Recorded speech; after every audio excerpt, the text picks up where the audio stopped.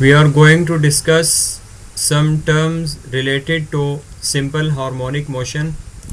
The first term is vibration. What is vibration or one vibration? One complete round trip of a vibrating body about its mean position. Mean position के about किसी भी body का एक complete round trip that is called one vibration. ये example है simple pendulum की. अगर simple pendulum हमने लेफ़्ट साइड से रिलीज़ किया है, ये राइट साइड पे एक्सट्रीम पोजीशन पे गया है और वापस ये आ गया है, एक राउंड ट्रिप इसका कंप्लीट हुआ है. कितना टाइम लगा है इसको राइट एक्सट्रीम पोजीशन पे पहुंच के वापस अपनी ओरिजिनल एक्सट्रीम पोजीशन पे आने तक, that time will be called as time period. और इसको कहते हैं वन वाइब्रेशन. इसने एक वाइब्रेशन कंप्लीट की है. One complete round trip of a vibrating body, किसी भी वाइब्रेटिंग बॉडी का एक राउंड ट्रिप जो है उसकी मीन पोजीशन के अबाउट, ये इसकी मीन पोजीशन है, इसके अबाउट इसका राउंड ट्रिप है. चाहे आप मीन पोजीशन को ले लें या एक्सट्रीम पोजीशंस को लेके एक एक्सट्रीम से दूसरी एक्सट्रीम और वापस फर्स्ट एक्सट्रीम पे जब आ जाए. अगर मीन पोजीशन को लेंगे तो मीन पोजीशन से राइट या लेफ़्ट साइड पे, राइट साइड पे गई बॉब, लेफ़्ट साइड पे आई वापस और फिर मेन पोजीशन पे आ गई, ये इसका राउंड ट्रिप कंप्लीट हो गया. This is called one vibration. What is time period? The time taken by a vibrating body to complete one vibration. एक वाइब्रेशन कंप्लीट करने के लिए किसी भी बॉडी, वाइब्रेटिंग बॉडी को कितना टाइम लगता है, that is called time period. ये 1 सेकेंड में वापस आ गई है, 2 सेकेंड में आई है, हाफ सेकेंड में आई है, जितना भी टाइम इसको लगेगा ये अपना ट्रिप कंप्लीट करने में, that time will be called as time period. The next term is frequency. The number of vibrations और cycles of a vibrating body in 1 second. 1 second में ये कितनी बार वाइब्रेट किया है, इसका मतलब ये है कि ये कितनी बार, एक दफ़ा उधर गया है वापस आ गया है, ये एक वाइब्रेशन कंप्लीट हुई. दूसरी दफ़ा गया और वापस आ गए, 2 वाइब्रेशन कंप्लीट हुई. तीसरी दफ़ा ये राइट साइड पे गया और फिर वापस आ गया, ये 3rd टाइम वाइब्रेशन कंप्लीट हुई. अगर ये 1 सेकेंड में इसकी 3 वाइब्रेशन कंप्लीट हो रही हैं, that is called its frequency. The number of vibrations और साइकिल्स, साइकिल ही ये कंप्लीट बन रहा है, कितनी वाइब्रेशन हो या साइकिल्स कंप्लीट हो एक वाइब्रेटिंग बॉडी के इन 1 सेकेंड. 1 सेकेंड में हमने देखना है कि कितनी वाइब्रेशंस कंप्लीट हो रही हैं, इज़ कॉल्ड इट्स फ्रीक्वेंसी. और ये है reciprocal of time period. Frequency को हम रिप्रेजेंट करेंगे स्मॉल f से and time period is capital T.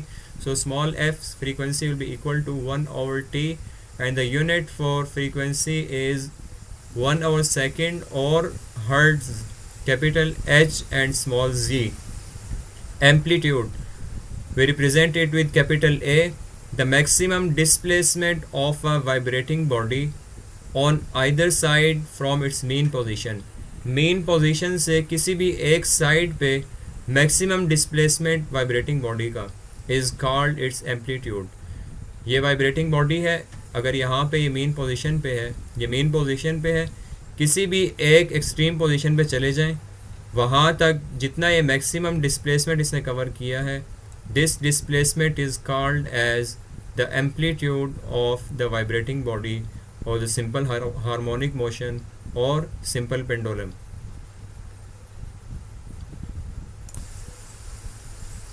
Question 10.1. If the length of a simple pendulum is doubled, what will be the change in its time period? अगर किसी भी simple pendulum की length हम double कर दें तो उसके टाइम पीरियड पे क्या चेंज आएगा, इस क्वेश्चन को हम डिस्कस करते हैं with numericals. 10.2. A ball is drop from a certain height on to the floor. एक बॉल को ड्रॉप किया है किसी भी एक हाइट से फ्लोर के ऊपर एंड कीप्स बाउंसिंग, और वो बाउंस कर रही है. Is the motion of the ball is simple harmonic. Ball की जो मोशन है वो सिंपल हार्मोनिक है या नहीं, एक्सप्लेन करें. इट्स मोशन, कोई आंसर कर सकता है इसका? This is not simple harmonic motion. क्योंकि अभी हम देखेंगे कि सिंपल हार्मोनिक मोशन की ये तमाम कंडीशंस को सेटिस्फाई नहीं करता. You right the answer. In case of a bouncing ball,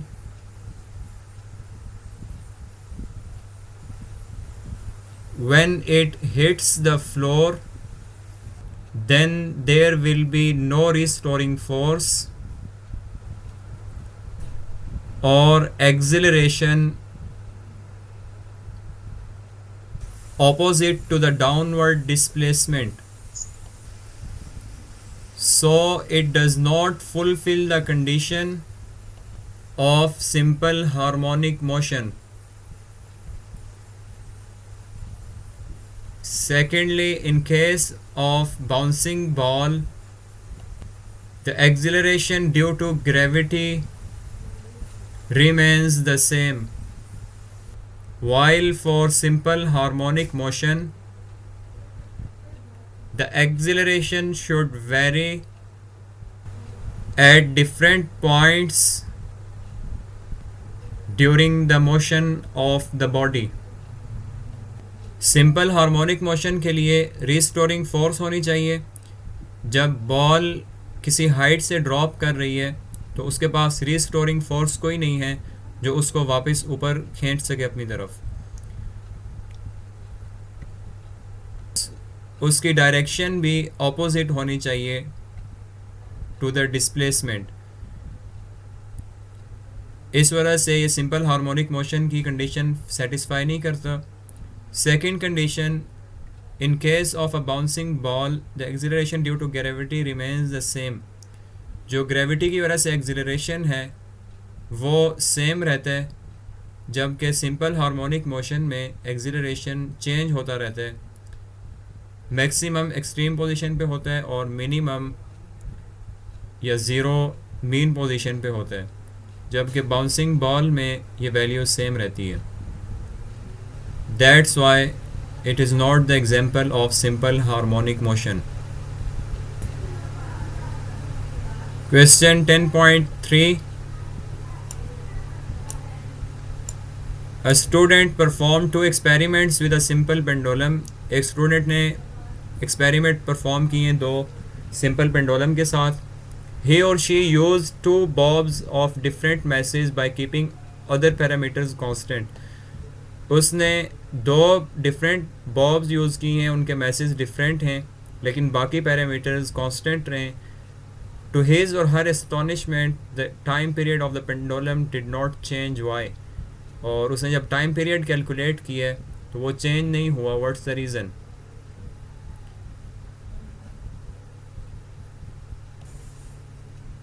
We have formula for time period of simple pendulum 2 pi under the root L over G.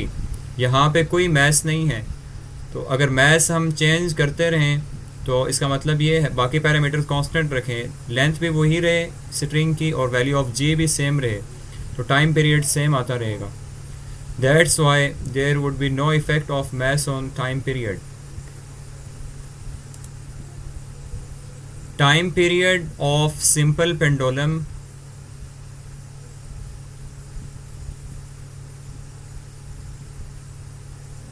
only depends upon the length of the simple pendulum as given in this formula. उसके बाद ये formula लिखें. The value of G will remain constant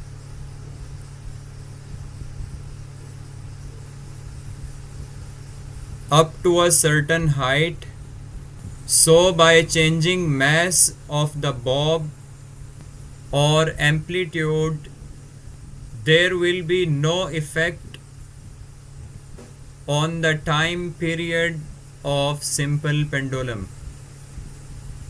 इस फॉर्मूले से हमें पता चल रहा है इसके अंदर मैस की कोई टर्म नहीं है. That's why time period of simple pendulum does not depend on mass of the bob, it depends only on length and value of G, और value of G certain height तक constant रहती है. इसलिए अगर हम इसका मैस इंक्रीज़ कर दें इस बॉब का या इस स्ट्रिंग की ये या फिर इसका एम्पलीट्यूड इंक्रीज़ कर दें, इसको दूर ले जाके छोड़ें, रिलीज़ करें, इसके टाइम पीरियड पे कोई फ़र्क नहीं पड़ेगा. ये उतने ही टाइम में अपनी वाइब्रेशन कंप्लीट करेगी जितना एक छोटे मास के साथ कंप्लीट कर रही होगी. Now we will discuss question 10.1. If the length of a simple pendulum is doubled, what will be the change in its time period? The time period of simple pendulum is 2 pi under the root L over G. And the question is, if the length is doubled, it means हमारी length change हो रही है. जो original length L थी उसका 2 times कर दी है. L dash will be equal to 2 times of original length.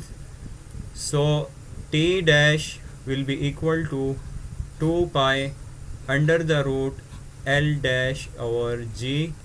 We put the value of L dash. T dash is equal to 2 pi under the root. You will note this answer 2L over G, which is equal to 2 pi under the root L over G.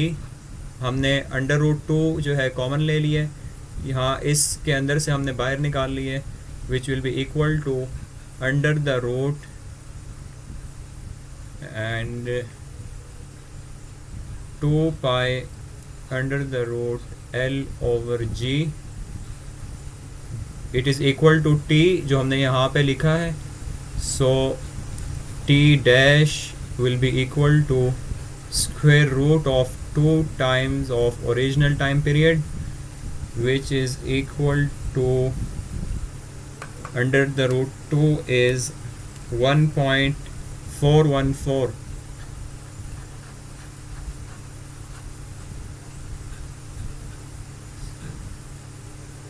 So if we increase the length of simple pendulum, or if we double the length of simple pendulum, then the time period will increase by 1.414 times.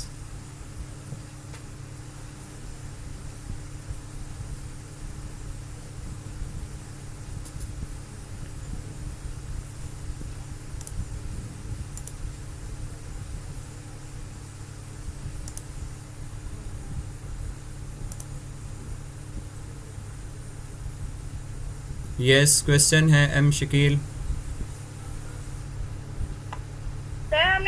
जब हमने common लिया तो under root 2 तो उसके साथ नहीं था जो आपने कॉमन ले लिया. वेट, मैं दोबारा ओपन करता हूँ बोर्ड. और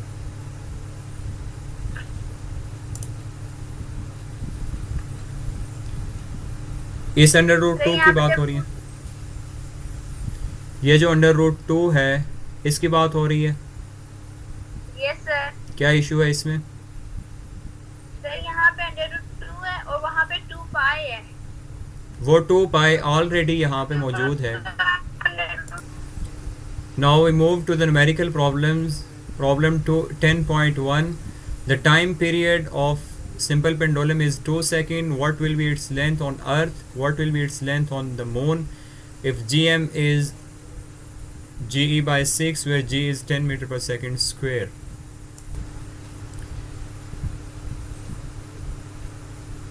The given data is, I write in the short form as GD. The time period of a simple pendulum is 2 seconds. Symbol for time period is capital T. It is 2 seconds. What will be its length? To find, we have to find the length on Earth. I represent it with sub L sub E. What will be its length on Moon? LM. If GM acceleration due to gravity's value of small g on Moon is 1/6 times of g on Earth, and g on Earth is 10 meter per second square, 10 divided by 6 is 1.667 meter per second square. We have a formula. t equals 2 pi under the root L over G. We have to find this length. इस length को find करने के लिए इसका मतलब ये है कि हमें इसको स्क्वायर रूट से बाहर लेके आना है. We have to eliminate this square root. We take square on both sides. T square will be equal to 4 pi square, or if you want to do each and every step, it will be 2 pi L over G whole square. ये square दोनों terms के साथ अलग अलग operate होगा. It will be 4 pi square and L over G के लिए ये स्क्वायर ऐसे आ जाएगा और इसके बाद ये कैंसिल आउट हो जाएंगे. T square will be 4 pi square L over G. यहाँ से हमने लेंथ को L को अलग करना है. L will be equal to T square G over 4 pi square, और L will be equal to T square G over 4 pi square. Now if we want to find L on earth, we use sub E. L length on earth will be T square 4 square, and the value of G on earth is 10 divided by 4. You can put the value of pi as 3.14. You can write it as it is because we have symbol of pi on calculator. Oh, this is not 4 square, this is 2 square. When we solve it, it will be equal to 10 square over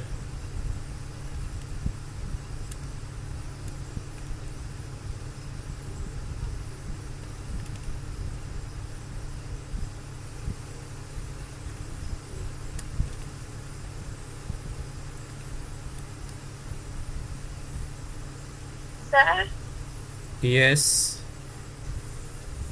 It sir is आपने 10 के ऊपर yes, square क्यों डाला है? yes, that's a mistake. That's why answer was incorrect. It is 10 over pi square, so the answer is 1.01 meter. Similarly, for length on moon, Lm will be equal to T square G on moon divided by 4 pi square.